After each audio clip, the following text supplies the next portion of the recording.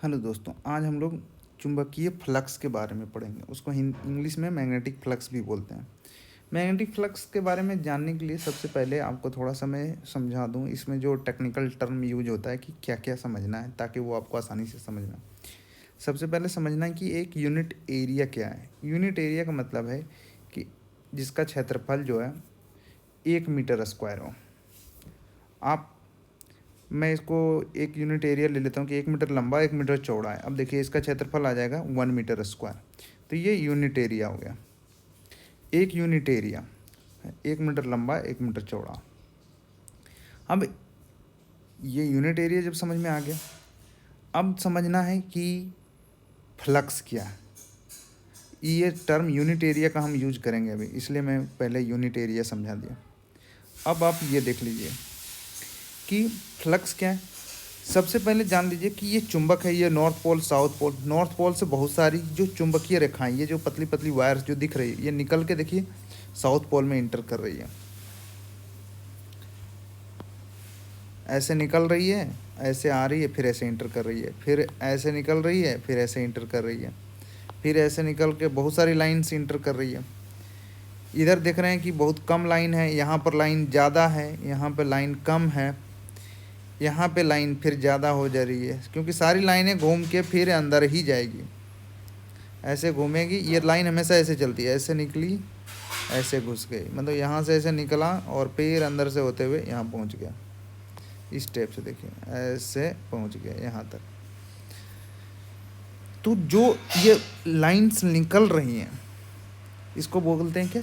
चुंबकीय बल रेखाएं। चुंबकीय बल रेखाएं। और ये लाइन जहाँ तक है, जैसे ये लाइन यहाँ से यहाँ तक, यहाँ से यहाँ तक है, इस एरिया को बोलते हैं, जो यहाँ से यहाँ तक पूरा एरिया है, ये इसका एरिया हो गया। इसको बोलते हैं चुंबकीय क्षेत्र, इंग्लिश में मैग्नेटिक एरिया या magnetic field area. Magnetic area चुंबकीय क्षेत्र, यानी इस क्षेत्र में अगर कोई दूसरा चुंबक आ गया तो इसको कहेगा धकेल देंगे या अपनी तरफ खींच लेगा, वो अपने हिसाब से है। अगर उसका मान लीजिए नॉर्थ पोल के सामने कोई साउथ पोल यहाँ आ गया तो इसको अपनी तरफ खींच लेगा। अगर ये नॉर्थ पोल के सामने नॉर्थ पोल ही आएगा तो ये इसको धक्का देगा। अब ये समझना है इसमें कि चुंबकीय फ्लक्स किसको कहते हैं। लाइंस तो आप समझ गए कि इसमें बहुत सारी जो अदृश्य किरणें निकलते रहती है उसको हम लोग लाइंस बोलते हैं। और ये सच में निकलती है, ये मैंने भी बताया था आपको पहले भी पिछले वीडियो में। ये देखिए एक 3D मॉडल है, डायग्राम है, जिसको कुछ कॉपर वायर से बनाया गया। अब इसमें आपको ये समझना है कि चुंबकीय फ्लक्स क्या है, 3 बार बोल चुका हूँ। तो यहाँ पर भी एक यूनिट एरिया लाइए, ये रहा यूनिट एरिया, मैं दे देता हूँ। ये यूनिट एरिया हमने दे दिया। अब इस यूनिट एरिया को थोड़ा सा हाईलाइट कर देता हूँ, सॉरी।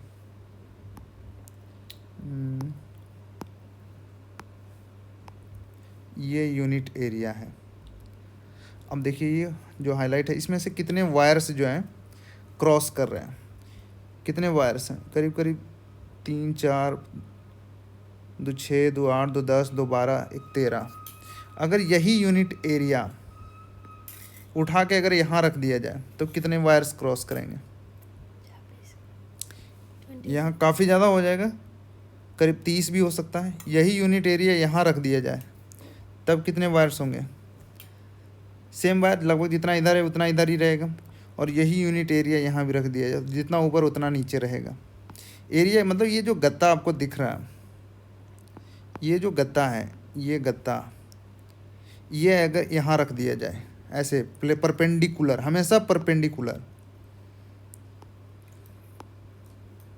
परपेंडिकुलर रखना है। मतलब ये गत्ता उठा के यहाँ रख देना, जो मैं अभी बता रहा था।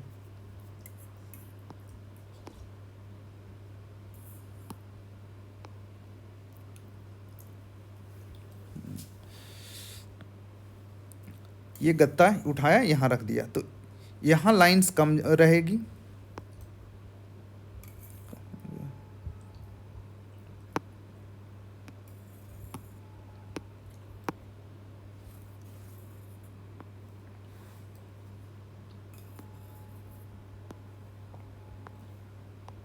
इसको समझने के लिए देख लीजिए।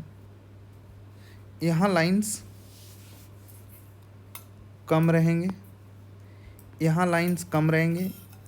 इस एरिया में अगर यही गत्ता रख दिया जाए, देखिए इस गत्ते पर कितने सारे लाइंस आ रहे हैं। यही जो नीचे वाला जो काठ का जो बना हुआ है लकड़ी का, वो अगर मान लिया यहाँ उठा दिया जाए, ये परपेंडिकुलर हमेशा रखना है। परपेंडिकुलर मतलब होता है लंबवत।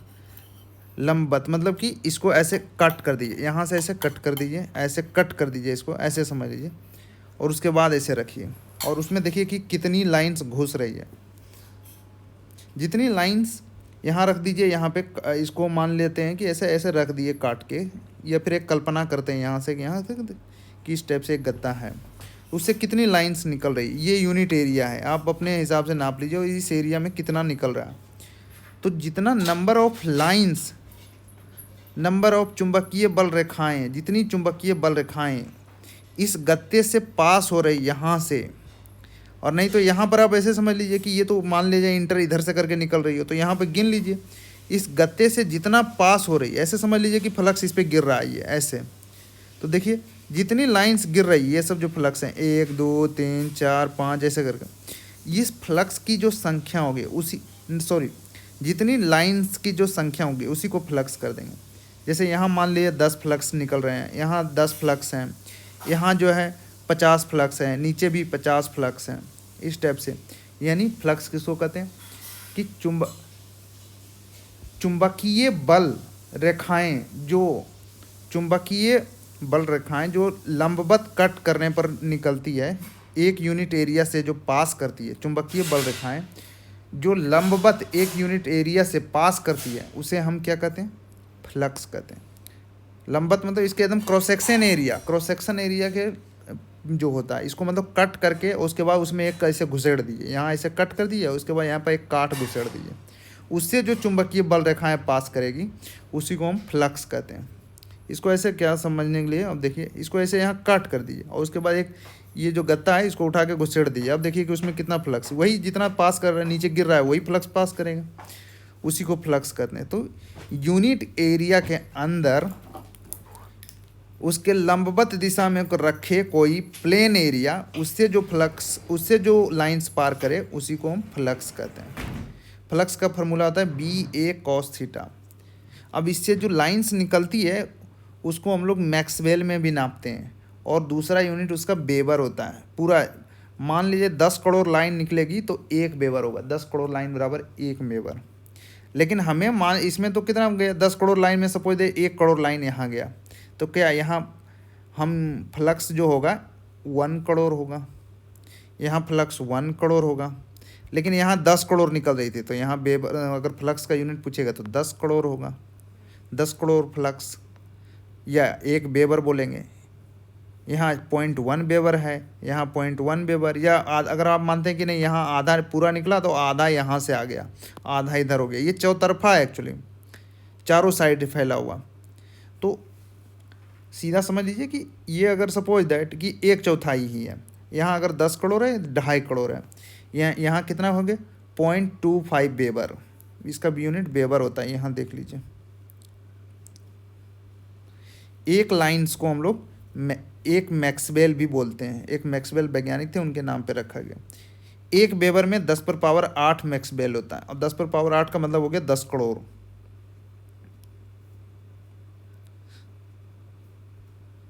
10 करोड़। अब अगर ये प्लेट थोड़ा सा तिरछा कर दिया जाए तो क्या उतनी रेखाएं पास करेगी, जबकि एरिया तो सेम है लेकिन रेखाएं पास सेम नहीं पास करेगी। ये प्लेट थोड़ा सा ऐसे तिरछा कर दिया जाए तो इतने फ्लक्स इसमें नहीं जाएगी, इसलिए इसके बीच हमेशा परपेंडिकुलर एरिया वाला कंपोनेंट लिया जाता है, मतलब कि जो लंबवत वाला होता है। इसलिए ये हमेशा कि जितना एंगल से इसे तिरछा हुआ तो हमेशा वो B.A. cos थीटा लगा दीजिए, इससे आपका फ्लक्स निकल जाएगा। एक टर्म लेकिन यहाँ बी क्या है, बी है फ्लक्स डेंसिटी। फ्लक्स डेंसिटी का मतलब क्या हुआ, डेंसिटी का मतलब हुआ कि देखिए एरिया सेम है, यहाँ देखिए एरिया सेम है, ये दोनों एरिया सेम है। अब एक में आदमी 5 आदमी रह रहा है उतना ही एरिया में, दूसरे में 9 आदमी रह रहा है। इसका मतलब है कि सेम एरिया में अगर डेंसिटी का मतलब हुआ कि घनत्व, इसमें घनत्व ज़्यादा है, इसमें 9 आदमी, इसका मतलब इसका घनत्व ज़्यादा है, इसमें 9 कम आदमी, इसका मतलब घनत्व कम होता है। तो डेंसिटी हमेशा डिफाइंड ही होता है कि नंबर ऑफ, अगर ये मान लेते हैं ये फ्लक्स घुस रहा है, ये इसके अंदर फ्लक्स इंटर कर रहा है, तो नंबर ऑफ फ्लक्स अब बटे एरिया, उसको बोलते हैं फ्लक्स डेंसिटी। इसका यूनिट जो सबसे ज़्यादा पूछता है वो है वेबर, ये सबसे ज़्यादा एग्जाम में पूछता। अब देखिए, अगर फ्लक्स डेंसिटी किसी चीज़ का पता हो, एरिया पता हो, तो आप फ्लक्स निकाल सकते हैं कि नहीं। फ्लक्स बराबर बी डॉट ए कर देंगे, या बी ए कॉस थीटा होता है। ये बार बार एग्जाम में पूछा है कि यहाँ डेंसिटी, ये मैं दिखाना चाह रहा हूँ कि एरिया क्षेत्र सेम है, लेकिन यहाँ डेंसिटी ज़्यादा है, यहाँ डेंसिटी कम है। मतलब कि कम जितना जगह है उसमें कितना लोग रह रहे हैं। जैसे बिहार में 1 किलोमीटर में 1,000 लोग रहते हैं, नोएडा में 1 किलोमीटर में 10,000 लोग रहते हैं। तो नोएडा में जनसंख्या आदमी का घनत्व तो ज़्यादा है, बिहार में घनत्व कम है। इस टाइप से समझना है।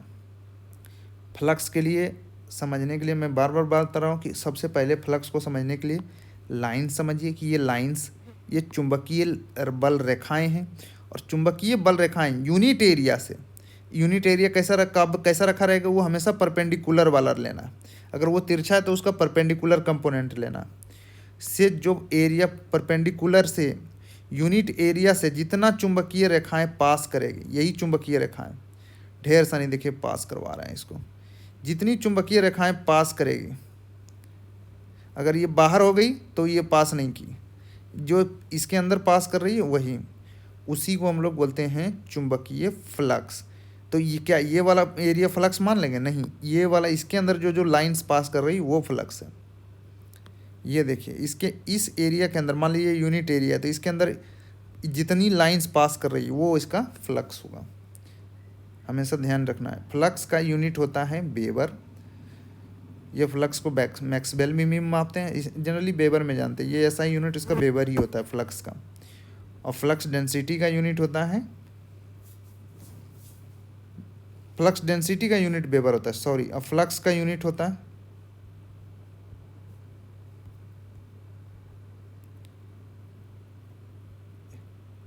अरे यार, 1 वेबर बराबर 10 पर पावर।